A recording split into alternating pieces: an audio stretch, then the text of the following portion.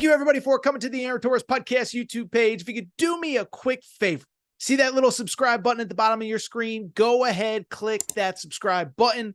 Really does help our channel grow, our audience grow, and I really do appreciate it more than you know. So click that subscribe button. Appreciate your support. Now, here's the video that you came here for. Let's go ahead and talk about Oregon at Penn State, top 10 matchup, rematch of last year's Big Ten championship game, two playoff teams from a year ago. Again, all lines provided by Circa Sportsbook. We have a new Circa Sportsbook, Mint Kentucky Downs. Frankly, Kentucky has just opened, but all lines provided by Circa Sportsbook. Penn State, a 3.5-point favorite. The over-under set at 52.5. And I'll just say this, listen, there might not be a wilder environment anywhere in college football at any time this year. I was talking to somebody. They told me no hotel rooms within like 150 miles. Tickets, by the way, are going for about $400 a pop. Now, I will say that if you do need last-minute tickets, one, good luck, but two, you can always use SeatGeek promo code Torres. That is the official ticketing partner of everything that we do. Promo code Torres does get you $20 off your purchase for tickets that are now in about the $400 range just for the get-in price. But let's go ahead and talk about this game because, I mean, you just talk about a mega showdown. But I'll also say this, a game that transparently, I don't know that we really know that much about either team, right? Everybody focuses on Penn State and the schedule that they've played, and we will certainly get to them in a minute. But I do want to talk about Oregon. And this isn't tear down Oregon. This isn't Oregon stinks. It isn't whatever. But now that we've peeled back those layers a little bit, they're 4-0. It's not like they've played a murderer's row either, right? Everyone's going to want to say, well, Penn State's played nobody. Well, who has Oregon played? Montana State, Oklahoma State, which just fired their coach and is probably the worst Power 4 team in college football, lost at home to Tulsa. Love Mike Gundy, love the mullet, but it was time for him to go. You go to Northwestern. You never want to discredit a Big Ten road win, but they're playing in the fake stadium with 20,000 people. Like not exactly, the toughest road environment. And then at home against Oregon State. Oregon State is obviously now more, group of 5, group of 6 once the Pac-12 becomes a thing next year than they are a, power conference team. Oregon State, by the way, is 0-4. Now, admittedly, lost to Texas Tech and Oregon, so that's whatever. But as far as Oregon, I have some questions about what they've done. Conversely, what I would also say is this. There are some things that are really impressive about what they've done, and we got to go ahead and give them credit. First of all, credit, speaking of credit where it's due, Dante Moore, man. Listen, we all knew what the hype was, but I watched him at UCLA. We thought Chip Kelly was this quarterback whisperer, offensive genius. He struggled at Oregon or at UCLA. I got to give this kid so much credit, right? Because in this world that we live in now, everybody wants to fast track everything. If I'm not starting by this, if I'm not doing that. Remember last year, transfers to Oregon, knowing he's going to sit behind Dylan Gabriel. And I think the time away, I'll let Dante Moore tell his own story, but I think it has done him a lot of good because he looks like one of the best quarterbacks in college football. 75% completion percentage, 11 touchdowns, 1 interception, through what we're talking about now is 4 games, a quarter of the season. So credit to Dante Moore, credit to the run game, top 10 nationally. That is one thing that you cannot deny about Oregon is that they are running the ball as well as pretty much anybody in college football. But let's also go ahead and give credit to the defense. They've taken care of business. And again, though, we'll see what it all means as they get set to face certainly an intriguing Penn State team here in week 5 of the college football season.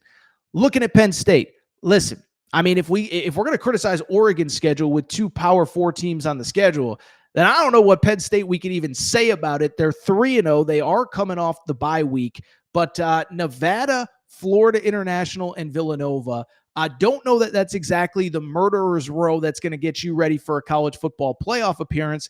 But conversely, talking to people around that program, it feels like they have largely spent most of the last couple weeks really just kind of, basically using them as preseason games. I remember 2 weeks ago, we talked about this with Texas A&M going into Notre Dame in week 3. I said, I know people around Texas A&M, and they basically have acknowledged those first 2 games for Texas A&M were basically preseason games like in the NFL.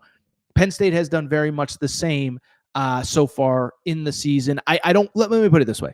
I'm rambling, so I'll just shut up. I don't know that Penn State was trying to beat Nevada, FIU, or Villanova by the biggest score possible. I think they were trying to get stuff done and work on things, knowing that Oregon in week 5, kind of kickstarts the season, and it is going to be crazy, okay? As far as Penn State is concerned, listen, I think to me, it does still, I know how much talent is on offense. It still starts with the defense, especially because of who the defensive coordinator is. Defensive coordinator, you've probably heard the name, Jim Knowles. He's still that guy, man. Top 10 total defense, top 10 scoring defense. Nobody's throwing the ball on them. Now, I will say, teams have had a little bit of success running the football against Penn State. But again, I don't know that because, whatever, FIU was able to move the ball a little bit, or whoever, Villanova moved the ball a little bit, that I'm that worried.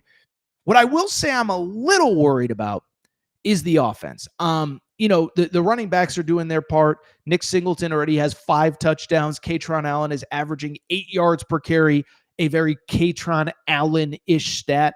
Conversely, though, what does concern me, Drew Aller. I keep hearing that this is the year. It was, he started this year. He did this. He did that. Last year, you have the new OC, Andy Kolonicki. This year, they go into the portal. They add depth at the wide receiver position. Well, in Drew Aller's defense, he has been spraying the ball around. Trebor Pena and Kyron Hudson, the 2 big transfer portal additions, are their 2 leading receivers, 27 combined catches in 3 games, 2 touchdown passes. But you look at Drew Aller, only 4 touchdown passes early in the season. The completion percentage actually a little bit down from a year ago when they played, 15 games, including maybe 16. I'm trying to do some math off the top of my head. Yes, 16 games, including the Big Ten championship game. Yards per completion is down, and 4 touchdowns in 3 games. I don't know what there is to say about that. So listen, maybe it is all about just getting Drew Aller reps and getting Drew Aller ready for these big stages. I'm a little bit worried that, he's just a dude that has a lot of hype and a lot of tools, and it's never going to translate, which gets us to our pick. Again, all point spreads provided by Circa Sportsbook. My pick in this game is actually I do like the under in this game of 52.5. That is my official pick for the Circa Sportsbook, the under of 52.5. Why do I like the under of 52.5? Listen, I think we just have to consider the venue, right? Night game, Penn State, Happy Valley, crowd's going to be crazy. I mean, again, it's going to be one of the great atmospheres of the season. And by the way, not saying that Ole Miss LSU isn't going to be great, not saying that Georgia, Alabama isn't going to be great. 100,000 person whiteout. Remember, the whiteout, since we've gotten the Fox Big Noon game, generally has not been the biggest home game of the year, because a lot of times the biggest home game of the year will be a noon Eastern game, either Ohio State, Michigan in previous years.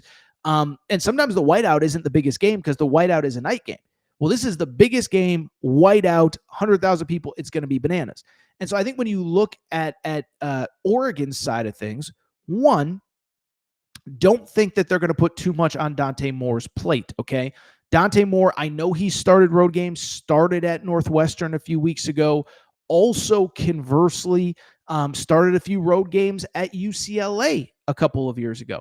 At the same time, though, it's a little bit different going into a front of 100,000 people with the best defense that you'll probably face all year. And so my hunch is that they take a lot off Dante Moore's plate.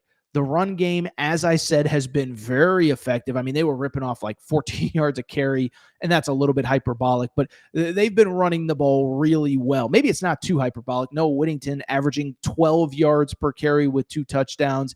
De'Aaron Hill close to 12 yards per carry as well. And then Jaden Lamar is averaging about 7 yards per carry. They have 7 combined touchdown rushes there. But I think they're going to put it on the O-line. They're going to put it on the run game. And then I think they're going to rely on the defense, which has been really good. On the opposite side, I think Penn State is going to rely on the defense because that's how James Franklin coaches in big games. This is why you hire Jim Knowles to shut down this Oregon offense. But then conversely, when Penn State has the ball, forgive me for needing to see it to believe it, right? And I think there's always this narrative of, oh, just because so-and-so hasn't done it doesn't mean they can't. Okay, I get it. At the same time, it would be nice if at some point we could see Drew Aller actually progress, a passing game actually progress, an offense be awesome. We haven't seen it since Saquon freaking Barkley and Trace McSorley were on this campus. And so that doesn't mean Penn State can't win. If I was making a bet on the game, I would probably take Penn State minus 3.5. But I just think that the under is just such a 52.5 feels like a lot of points, right? I mean, if I just said to you, pick a score for this game, what would you say? 24-20, 2017, 23-17, something like that? I mean, you get 52.5 is a lot of points. And so to me, the under feels like the best bet. I'm very confident. I knock on wood. You're never too confident with these picks, but give me the under. I'll probably take Penn State to win outright. I think the under is the best bet.